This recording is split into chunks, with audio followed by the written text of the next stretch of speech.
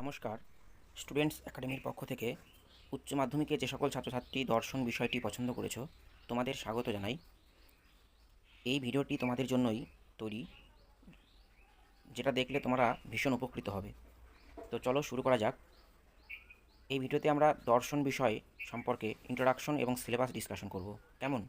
তো সকলেই মনোযোগ সহকারে শোনো, দেখবে, আশা করি তোমাদের সকলেরই ভালো লাগবে।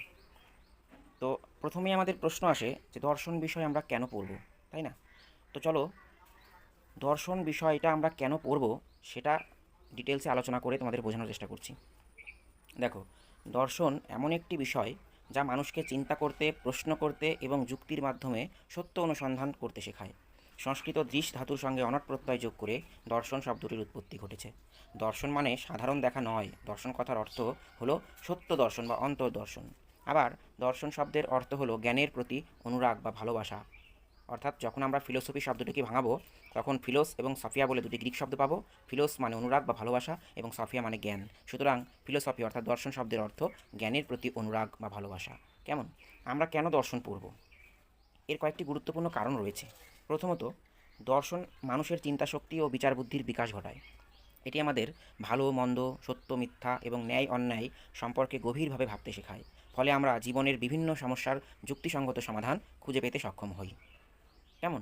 দ্বিতীয়ত বলা হয়েছে দর্শন নৈতিক মূল্যবোধ গঠনে সাহায্য করে। সমাজে সৎ, ন্যায়পরায়ণ ও মানবিক মানুষ হিসেবে গড়ে উঠতে দর্শনের শিক্ষা গুরুত্বপূর্ণ ভূমিকা পালন করে।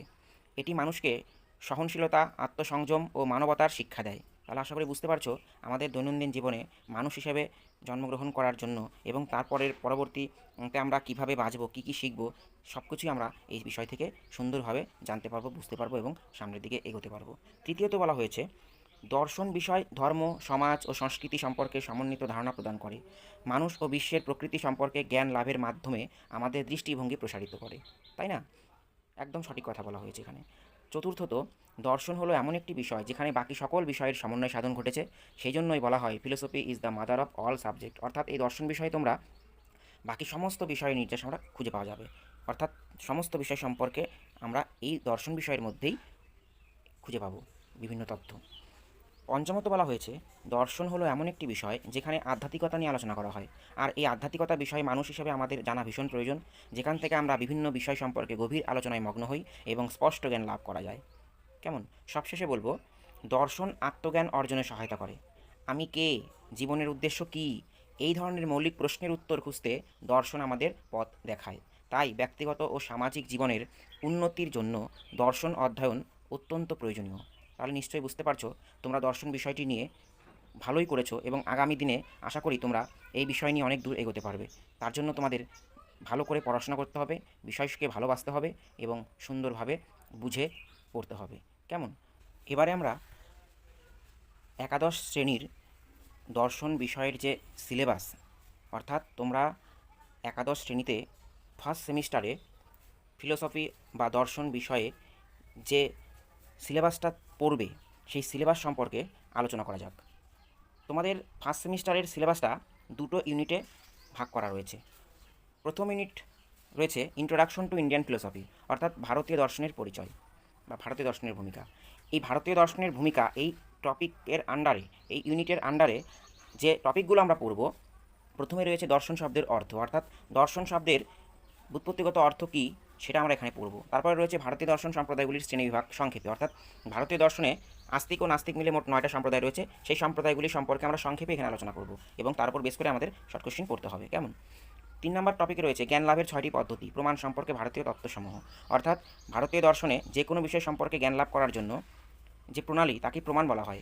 আর সেই 6টি প্রমাণের কথা এখানে বলা হয়েছে, অর্থাৎ 6টি পদ্ধতি রয়েছে যে কোনো বিষয় সম্পর্কে জ্ঞান লাভ করার জন্য। কেমন? সেই বিষয়ে আমরা এখানে ডিটেলস আলোচনা করব এবং পড়ব। তারপরে 4 নম্বর টপিকে রয়েছে চারবাক কর্তৃক অনুমান প্রমাণ খণ্ডন। অর্থাৎ ভারতীয় দর্শনের একটা নাস্তিক সম্প্রদায় চারবাক, সেই চারবাক সম্প্রদায়ের যে অনুমান প্রমাণকে খণ্ডন করেছেন সেই বিষয়ে আলোচনা করা হবে। পরের টপিকে রয়েছে ন্যায়সম্মত প্রত্যক্ষের লক্ষণ। অর্থাৎ ভারতীয় দর্শনের একটা বিখ্যাত নাস্তিক সম্প্রদায় ন্যায় দর্শন, সেই ন্যায় দর্শনে যে প্রত্যক্ষ প্রমাণকে স্বীকার করা হয়েছে সেই প্রত্যক্ষ প্রমাণের লক্ষণ অর্থাৎ সংজ্ঞা ভারতীয় ন্যায় দর্শনের কোন কোন দার্শনিক কীভাবে দিয়েছেন সেগুলো আলোচনা করবে এবং তার উপরেই প্রশ্নোত্তর আলোচনা চলবে।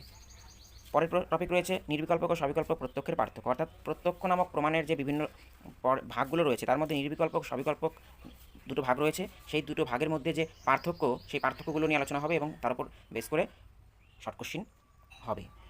তারপরে রয়েছে 7 নম্বর টপিক ন্যায় দর্শনের অনুমান সম্পর্কে বক্তব্য, অর্থাৎ ন্যায় দর্শনে যে অনুমান প্রমাণ, সেই অনুমান প্রমাণ সম্পর্কে বক্তব্য, অনুমতির লক্ষণ, পক্ষসাধ্য, হেতুর ধারণা, আর হচ্ছে ব্যাপ্তির স্বরূপ, অর্থাৎ অনুমান এই প্রমাণ সম্পর্কে আলোচনা করতে গেলে আমাদের পক্ষ, সাধ্য, হেতু অবশ্যই দরকার জানা এবং ব্যাপ্তির স্বরূপ সম্পর্কেও জানা দরকার। সেগুলি আমরা এখানে আলোচনা করব। কেমন? এরপরে আমরা আসি সেকেন্ড ইউনিটে রয়েছে ইন্ট্রোডাকশন টু ওয়েস্টার্ন ফিলসফি, অর্থাৎ পাশ্চাত্য দর্শনের ভূমিকা বা পাশ্চাত্য দর্শনের পরিচয়। এখানে আমরা প্রথম টপিকে পড়ব দর্শনের স্বরূপ ও শাখাসমূহ, অর্থাৎ পাশ্চাত্য দর্শনের স্বরূপ এবং পাশ্চাত্য দর্শনের কতগুলি শাখা রয়েছে সেই সম্পর্কে আলোচিত হবে এবং তার উপর বেস করেই শর্ট কোশ্চিন হবে। কেমন? পরের টপিক রয়েছে জ্ঞানের উৎসসমূহ। এই জ্ঞানের উৎসসমূহেতে দুটো ভাগ আছে, একটা অভিজ্ঞতাবাদ, একটা বুদ্ধিবাদ, অর্থাৎ যে কোনো বিষয় সম্পর্কে জ্ঞান অর্জন করতে গেলে বুদ্ধির মাধ্যমে হয় না অভিজ্ঞতার মাধ্যমে হয়। এইভাবে দুটো মতবাদে ভাগ হয়েছে। অভিজ্ঞতাবাদে লক, বার্কলে, হিউম এই তিনজন দার্শনিক কী বলেছেন সেইভাবে আলোচনা করব, এবং বুদ্ধিবাদে ডেকার্ট, লাইবনিজ, স্পিনোজা এই তিনজন দার্শনিক, বুদ্ধিবাদী দার্শনিক, এনারা কীভাবে জ্ঞানের উৎপত্তির কথা বলেছেন সেই বিষয়ে এই টপিকে আলোচিত হবে। এবং টোটালটার ওপরেই এমসিকিউ সহ অন্যান্য বিভিন্ন টাইপের যে শর্ট কোশ্চিন সেগুলো তোমাদের আলোচিত হবে এবং সেগুলোই তোমাদের ভালো করে পড়তে হবে। আর যা কিছু শর্ট কোশ্চিন আলোচনা করা হবে ডিটেলস লেখানোর পর, সেই শর্ট কোশ্চিনগুলো থেকেই তোমাদের পরীক্ষায় আশা করি 100% কমন আসার সম্ভাবনা রয়েছে এবং সেভাবে তোমরা পড়াশোনা করবে। আশা করি এই ভিডিওগুলো ভালো করে দেখবে এবং বোঝার চেষ্টা করবে, তোমরা অবশ্যই আগামী দিন পরীক্ষায় সফল হবে। ধন্যবাদ সকলকে।